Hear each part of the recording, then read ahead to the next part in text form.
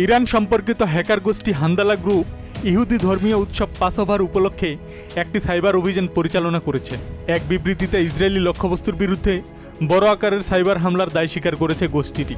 বিবৃতিতে বলা হয়, পাসওভার উপলক্ষে আমরা হান্দালার পক্ষ থেকে আমাদের বিশেষ শুভেচ্ছা জানাতে চাই। আমরা সফলভাবে একটি বড় আকারের লক্ষ্যবস্তু ভিত্তিক সাইবার অভিযান চালিয়েছি।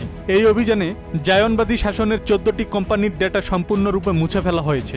পাসওভারের জন্য এটি একটি সামান্য উপহার, যা মনে করিয়ে দেওয়ার জন্য যে দখলদারিত্বের একটি মূল্য দিতে হয়।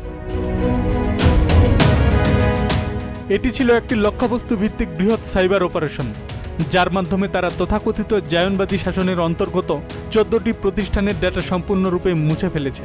গোষ্ঠীর দাবি অনুযায়ী মোট প্রায় 22 টেরাবাইট ডেটা ধ্বংস করা হয়েছে। প্রকাশিত তথ্যে উল্লেখ করা কয়েকটি প্রতিষ্ঠানের মধ্যে রয়েছে কালুস, ফিওস স্টোরিও, তোলেদানো, আর্কিটেকচার অ্যান্ড ডিজাইন এবং অন্যান্য প্রতিষ্ঠান। হান্দালা তাদের বিবৃতিতে আরও জানায়, এই হামলাকে তারা পাসওভারের জন্য একটি প্রতীকী উপহার হিসেবে দেখছে, যা তাদের ভাষায় দখলদারিত্বের মূল্য স্মরণ করিয়ে দেয়। গোষ্ঠীটি হুঁশিয়ার করে দিয়ে বলেছে, কোনো ডেটাবেসই আমাদের নাগালের বাইরে নয়।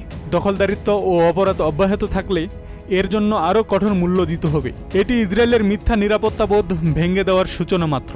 সামরিক মানদণ্ড মেনে তৈরি যত উন্নত সিস্টেমই হোক না কেন, প্রতিরোধ বাহিনীর সাইবার সক্ষমতার সামনে কিছুই অক্ষত থাকবে না বলেও পুনর্ব্যক্ত করে তারা।